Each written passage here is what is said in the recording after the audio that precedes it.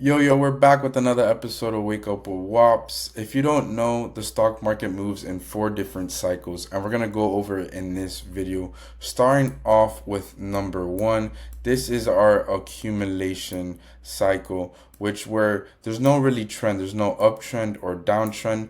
Price is just chopping in a level for months. This is usually when you see the smart money buying, all the institutions, hedge funds, they are usually buying at this accumulation level. Eventually, after accumulation becomes our bull market, our run up, and that is when it just basically breaks out of this range and continues going on a run to like all-time highs. This would be our number two cycle. I call it the bull run. This is when stocks are in an upward trend. This is when people are FOMOing and just entering into stocks. Stocks are making higher lows, and it's just a really good uptrend market at that time. But eventually, everything comes to an end. Then you start getting these spikes of volatility, and this is called our distribution phase. This is our third market cycle right here. This is usually when the institutions that they bought in stage one accumulation, they start selling on stage three and then leaving us, our retail traders, we continue holding the bag because we're buying the top and then eventually we get dumped on. One thing to note is that this is also a trendless period, just like accumulation. There's not really uptrend or downtrend because it's just ranging in this range you see here. But then instead of breaking out, it's breaking down, which starts our last cycle, the number four, which is our bear market, the run down. Sorry for my drawing, I'm trying my best. But this is usually that bear market where everybody is losing money and then you caught bag holding.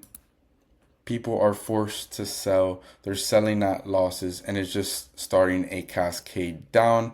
But then eventually it just restarts to number one. And then we get that accumulation phase again, which is just the range where institutions come back in and then it starts ranging. And then eventually it just continues repeating like a circle. Pretty entry level stuff. This is basically more for beginners, but you have that accumulation, bull run, distribution, and then bear market. Now let's look at the SPY and QQQ in real time and kind of predict which cycle we are in. So starting off with the S&P 500, inflation numbers came out this morning and it came out good, lower than expected. So we're doing pretty good back above the 9 EMA.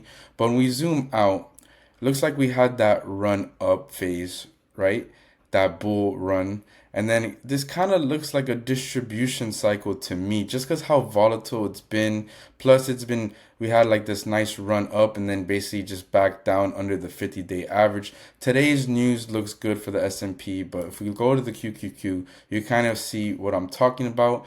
A little bit more volatile. This is the tech stock names, the Nasdaq, so a little bit more volatile, and you can see under the 50-day average, and the moving average are kind of just, there's no trend, they're not going up or down. So this is to me looking like number three, a distribution, and right after distribution becomes a sell-off. I'm not saying we're going to crash, because when we zoom out, we had an extended run since the April tariff lows, so we are extended. Everything that goes up comes down. Maybe we test that low over here in November. That could be on the table as well. So we're just watching this as now. Right now, if I had to pick though, I am cautious a little bit. It is looking like distribution. Doesn't mean I'm not making any trades at the moment. I'm still loving it because we are in a long-term bull market. Look at this, because we're above the 200-day average. Whenever you're above that moving average, that long-term trend, that means you're in a bull run. If you're below it, that means you are in a bear market or a long-term downtrend.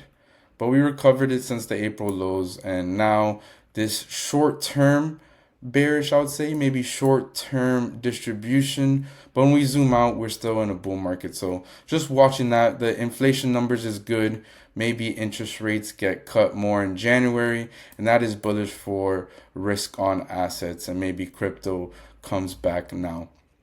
So I'd say, guys, just a quick 4 cycles if you're new to trading or don't know 4 market cycles, and just looking at today the S&P 500 and the Qs. Hopefully the inflation numbers start this local bottom and it makes the spark to the next leg up. Peace.